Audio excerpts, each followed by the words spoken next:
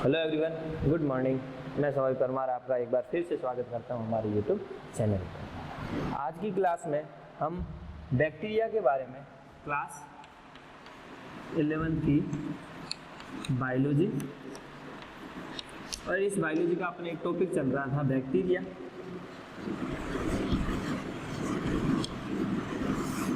यानी जीवाणु।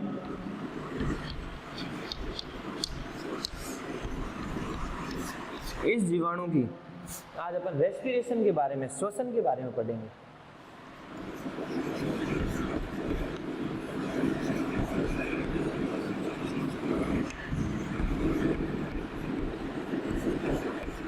लास्ट की क्लासेज में अपन ने यू बैक्टीरिया के बारे में क्या किया, यू बैक्टीरिया के बारे में उनकी हैबिटेट है, उनकी हैबिट है, उनकी सेल स्ट्रक्चर यानी कोशिका कैसी होती है, उनमें ग्राम पॉजिटिव और ग्राम नेगेटिव बैक्टीरिया यानी कि ग्राम स्टेनिंग मेथड या जो ग्राम अभिरंजक विधि थी उसके बारे में हमने जानकारी ली। आज अपना टॉपिक है रेस्पिरेशन या श्वसन। तो जीवाणुओं के अंदर रेस्पिरेशन दो प्रकार का होता है। दो प्रकार का मतलब एक तो होता है वायवीय प्रकार का,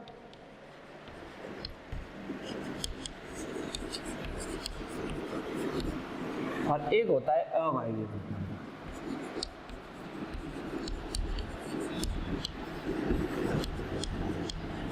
वायवीय अपन कह सकते हैं एरोबिक रेस्पिरेशन, और अवायवीय मतलब एनारोबिक रेस्पिरेशन। क्लियर? वायवीय श्वसन, प्रोकैरियोट की बात करें या यूकैरियोट की बात करें, एक ही चीज जो वायवीय श्वसन होता है वो कौन से ऑर्गेनेल में होता है? माइटोकॉन्ड्रिया के अंदर होता है, और माइटोकॉन्ड्रिया यूकैरियोट के रेफरेंस में। लेकिन अपन ने प्रोकैरियोट के रेफरेंस में बात की थी कि इनके अंदर जितने भी membrane bound, double membrane bound organelles होते हैं उनका अभाव होता है। तो इनमें किसमें होगा अपन देखते हैं। वायवीय श्वसन का मतलब क्या? ऑक्सीजन की प्रेजेंस के अंदर, ऑक्सीजन की उपस्थिति, और इसमें ऑक्सीजन की अनुपस्थिति।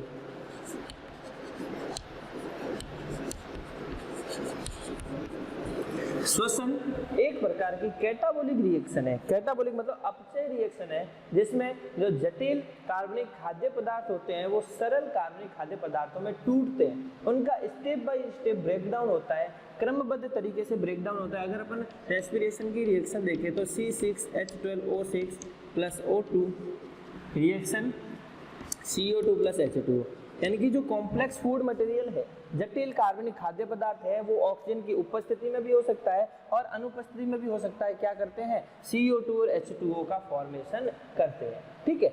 जो वायवीय श्वसन है वो निम्न स्टेप के अंदर होता है। पहला स्टेप इनमें होता है ग्लाइकोलाइसिस।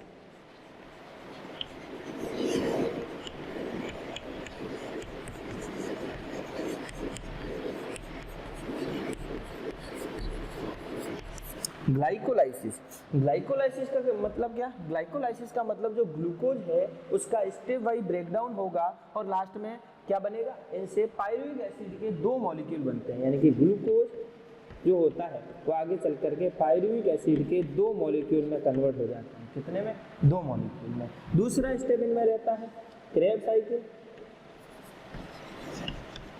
क्रेब्स चक्र कह दो, क्रेब्स साइकिल कह दो। इनमें क्रेब चक्र ये भी एक प्रकार का पूरा साइकिल रहता है, जिनमें पायरुविक एसिड से आगे एसिटिल कोएंजाइम ए बनेगा, और एसिटिल कोएंजाइम ए सिट्रिक अम्ल से मिलकर के पूरा चक्र चलाता है। तीसरी बात करते हैं ऑक्सीकारी विकार्बोक्सिलेशन, यानी कि आगे चल करके अपन को CO2 का निष्कासन करना है, तो ऑक्सीकारी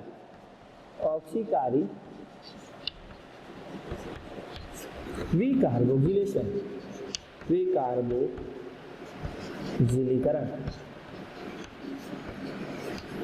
ओके। और चौथा स्टेप रहेगा क्या कि जो ऑक्सीजन है उससे वाटर का मॉलिक्यूल बनाना है, तो एक ETS इलेक्ट्रॉन ट्रांसपोर्ट सिस्टम या इलेक्ट्रॉन ट्रांसपोर्ट यानी संवहन तंत्र। ग्लाइकोलाइसिस जो है वो यूकैरियोट के अंदर भी कोशिका द्रव्य में होता है, और यहाँ पर भी किसमें होता है? कोशिका द्रव्य में। साइटोप्लाज्म में अपन कह सकते हैं कोशिका द्रव्य में। ओके, क्रेब्स चक्र जो रहता है वो भी कोशिका द्रव में होता है।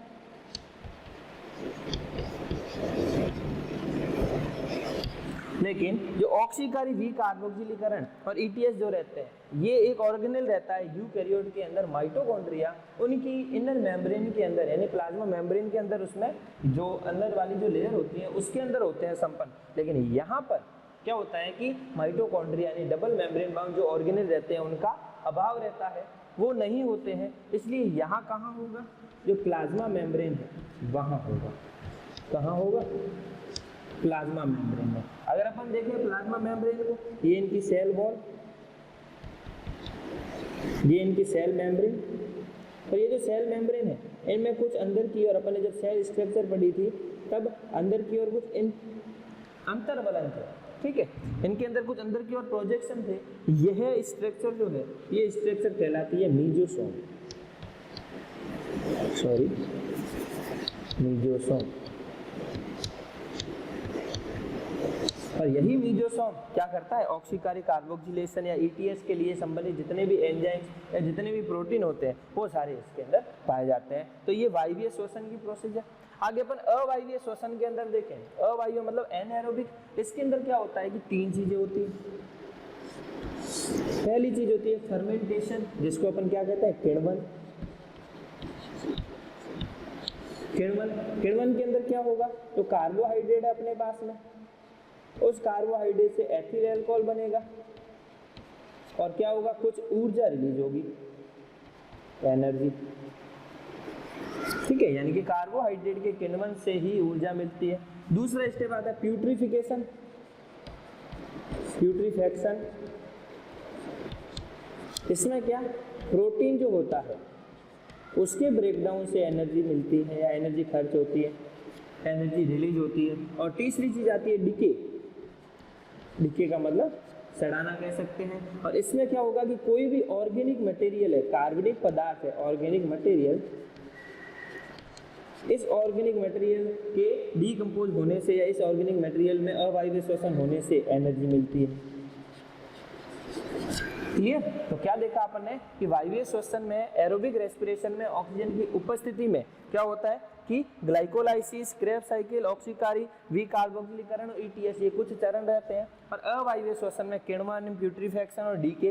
किण्वन मतलब कार्बोहाइड्रेट का क्या हो, आगे चल करके किण्वन हो, जिसे एथिल अल्कोहल बनता है और एनर्जी रिलीज होती है। प्यूट्रिफैक्शन मतलब जिसमें प्रोटीन से या प्रोटीन के अवायवीय श्वसन से एनर्जी मिलती है। और डीके मतलब कोई भी कार्बनिक मटेरियल हो, उनमें क्या होगा, डीके होगा और एनर्जी मिलेगी। इस वायवीय और अवायवीय श्वसन के आधार पर अपन इन बैक्टीरियाज को कुछ कैटेगरीज के अंदर रख सकते हैं। इन बैक्टीरियाज को कुछ स्टेप में या कुछ क्लासेस के अंदर अपन रख सकते हैं। तो इस श्वसन के आधार पर बैक्टीरिया कितने प्रकार के होते हैं, कैसे होते हैं, वो देखते हैं।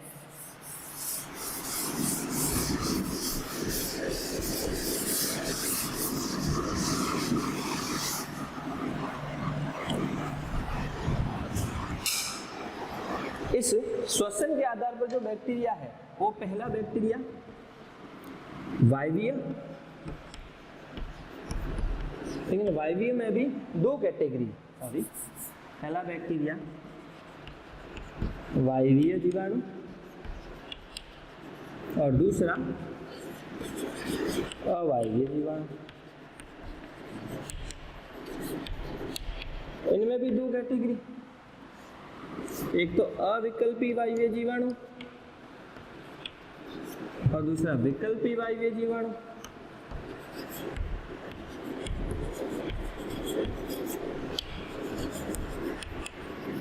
अविकल्पी वायवीय जीवाणु जिसको बोला जाता है ऑब्लिगेट एरोबिक बैक्टीरिया। ऑब्लिगेट के अंदर क्या होगा कि इनके पास में कोई विकल्प नहीं रहता, सिर्फ एक ही होता है और वो है वायवीय का मतलब ऑक्सीजन, यानी कि इनके लिए जो ऑक्सीजन होगी वो मस्ट होगी, ऑक्सीजन इज मस्ट, ऑक्सीजन जरूरी है। अगर ऑक्सीजन की एब्सेंस हो जाती है तो इन बैक्टीरिया की क्या हो जाती है, डेथ हो जाती है, बैक्टीरिया मर जाते हैं। विकल्पी की बात करें तो इनके अंदर ऑक्सीजन की जरूरत नहीं रहती, अगर ऑक्सीजन है तो भी ठीक है, अगर ऑक्सीजन नहीं है तो ये अवायवीय की एटमॉस्फेयर के अंदर रह सकते हैं, यानी कि ये बाई नेचर कैसे हो गए, ये बाई नेचर हो गए अवायवीय। ठीक है, इनको बोला जाता है फैकल्टेटिव। फिर बात करें अवायवीय जीवाणु की, तो इनमें भी ऑब्लिगेट यानी अविकल्पी मतलब ये ओनली और किसमें ऑक्सीजन लेस यानी जिसके अंदर ऑक्सीजन नहीं है उसी वातावरण के अंदर रहेंगे, यानी कि ऑक्सीजन अनुपस्थित जो एटमॉस्फेयर रहेगा उन्हीं के अंदर रहेंगे। अगर इनको कैसे भी ऑक्सीजन प्रोवाइड कर दी जाए तो इन बैक्टीरिया की क्या हो जाती है, डेथ हो जाती है, ये बैक्टीरिया मर जाते हैं। दूसरी बात करें फैकल्टेटिव यानी अविकल्पी, फैकल्टेटिव अवायवीय जीवाणु यानी कि इनके लिए ऑक्सीजन एब्सेंस है वो तो ठीक है, अगर इनको ऑक्सीजन दी जाती है तो भी ये जीवित रह सकते हैं, अगर इनको ऑक्सीजन दी जाती है तो भी ये जीवित रह सकते हैं, यानी कि ये बाई नेचर कैसे हुए, वायवीय हुए। तो इनको अपन फैकल्टेटिव एरोब कह सकते हैं, ठीक है, और इनको फैकल्टेटिव एनारोब्स कह सकते हैं। ये कुछ बैक्टीरिया की कैटेगरी श्वसन के बेस पे। आज के टॉपिक में अपन ने रेस्पिरेशन के बारे में, श्वसन के बारे में पढ़ा। नेक्स्ट बैक्टीरिया का पोषण है, न्यूट्रिशन है, वो किस प्रकार से होता है, इनमें रिप्रोडक्शन किस प्रकार से होता है और इनके बेनिफिट्स और इनके हार्मफुल इफेक्ट्स क्या है वो अपन नेक्स्ट क्लास के अंदर पढ़ेंगे। Thank you very much.